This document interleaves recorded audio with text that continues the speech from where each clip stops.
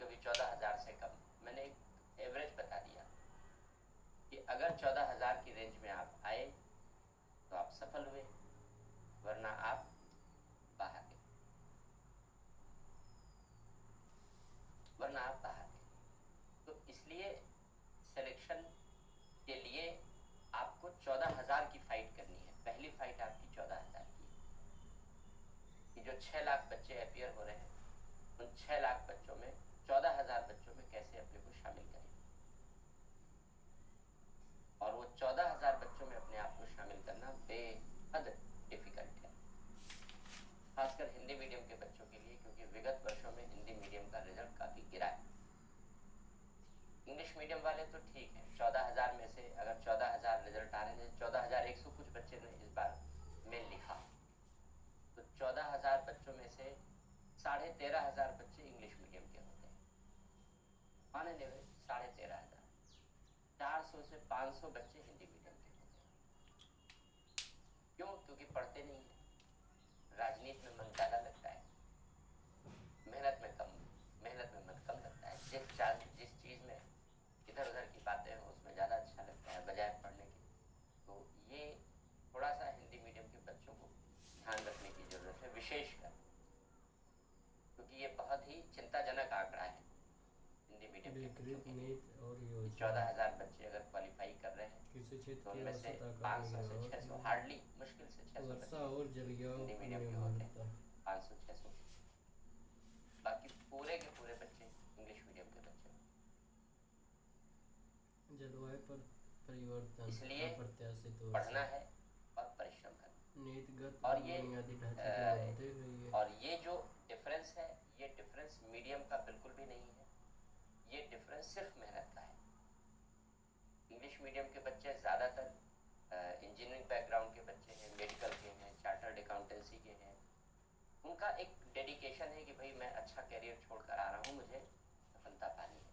एक डेडिकेशन होता है उनमें, समर्पण होता है, एक बात। दूसरी बात, भटकाव नहीं होता, वो उनमें भटकाव नहीं होता। वो एक टारगेट उन्होंने फिक्स कर लिया, उस पर उन्हें चलना है, क्योंकि एक करियर छोड़कर आ रहे हैं।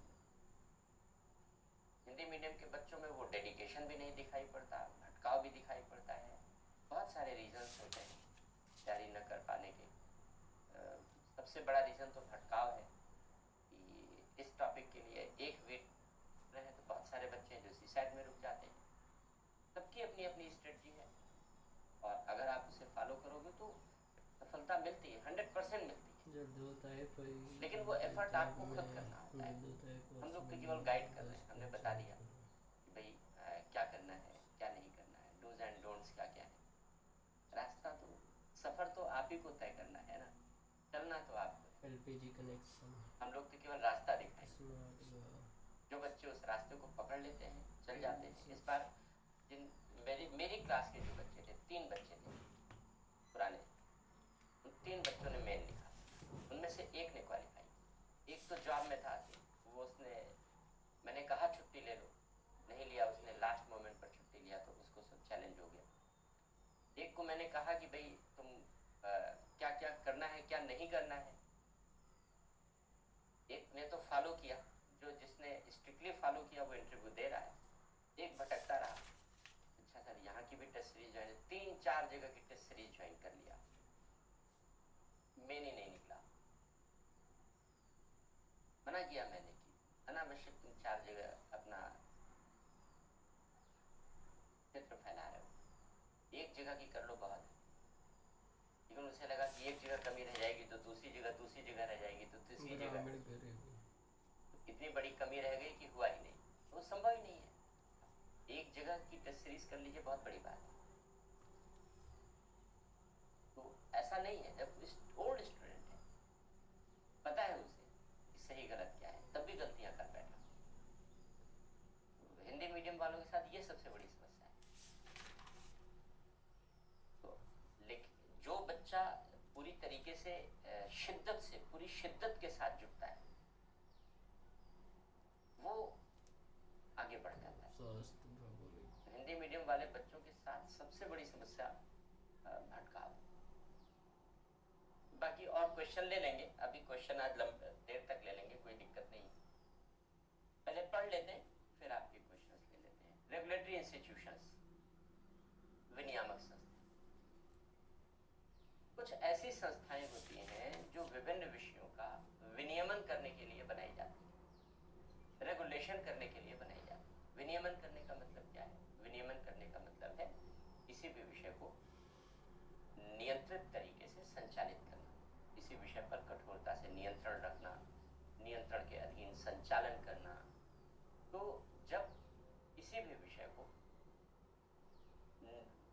कठोरता के अधीन संचालित करते हैं तो उसे हम विनियमन कहते हैं, विनियमन कहते हैं। तो जब भी किसी चीज का विनियमन किया जाता है तो विनियमन करने के लिए विनियम बनाए जाते हैं। विनियम के माध्यम से विनियमन होता है, विनियम के माध्यम से विनियमन होता है। विनियम क्या होता है? रेगुलेशन क्या होता है? इसी रेगुलेशन से बनता है रेगुलेटरी बॉडी,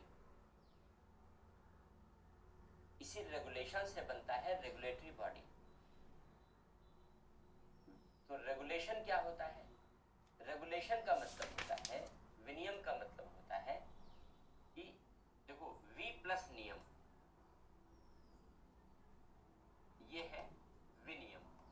नियम का मतलब आप जानते हो, नियम बनाए जाते हैं किसी भी चीज को कैसे लागू किया जाना है, इसके लिए बनाए जाते हैं, इसके लिए बनाए जाते हैं।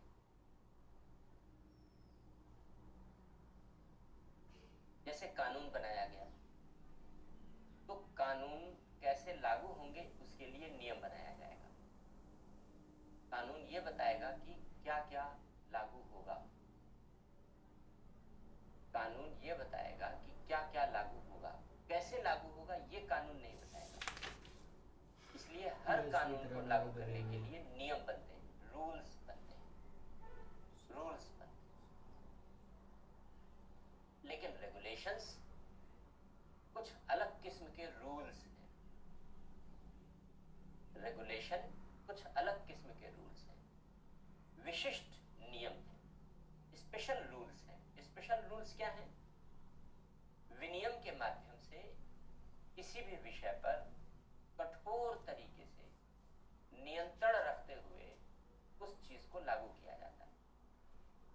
तो विनियम में कानून का भी गुण होता है और नियमों का भी गुण है, दोनों बातों का गुण, आप ऐसे कह सकते हैं। तो विनियम हमें बताता है कि क्या लागू होगा और कैसे लागू होगा, दोनों बातें।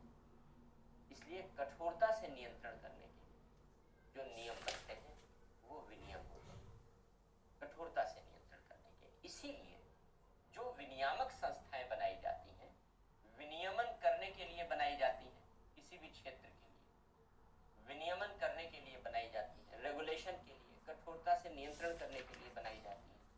जब कठोरता से नियंत्रण करने के लिए बनाई जाती हैं तो इनके पास अर्धविधायी शक्तियां भी होती हैं, क्वाजी लेजिस्लेटिव पावर भी होती है। अर्धविधायी शक्ति का मतलब हो गया, क्वासी लेजिस्लेटिव पावर का मतलब हो गया कि कानून बनाने जैसी शक्तियां, कानून बनाने जैसी शक्तियां, क्योंकि विनियमन का महत्व कानून जैसा होगा, विनियमन का महत्व कानून जैसा होगा। वो वैसे ही बाध्यकारी होंगे, वैसे ही बाध्यकारी होंगे जैसे कानून होते। फिर समस्त कार्यकारी शक्तियां होंगी,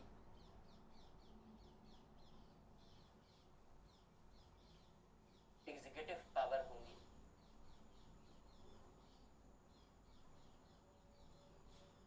और अर्ध न्यायिक शक्तियां होंगी।